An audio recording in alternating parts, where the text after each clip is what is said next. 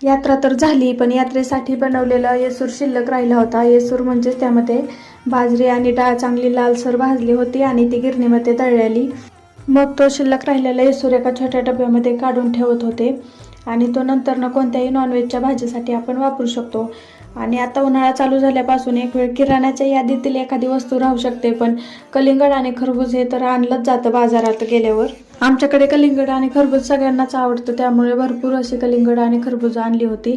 आणि इकडे मसाला बनवायचा होता, त्यामुळे त्याचीच तयारी चालली होती. छान चुलीवरती मसाला भाजला होता आणि मिरच्याही छान भाजून घेतल्या आणि त्यांचा मसाला बनवायला मग डंक्यावर कुटायला नेला. रानातली मकाची कणसं पण आता चांगली खाण्यासारखी झाली आहेत आणि उन्हाळ्यामध्ये पण आता पाऊस पडत आहे आणि पावसाचं वातावरण झाल्यावरती तर मकाची कणसं जरा जास्तच खाल्ली जातात. त्यानंतर इकडे सकाळी डाळीची भाजी बनवली होती आणि चपाती, पण ती काय कोणाला आवडली नाही म्हणूनच दुपारचा केला होता कढी आणि भाताचा बेत. छान अशी कढी बनवली होती, मस्त जिरा राईस बनवला आणि तो एन्जॉय केला.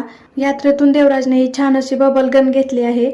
आणि चला तर भेटूयात उद्याच्या ब्लॉगमध्ये.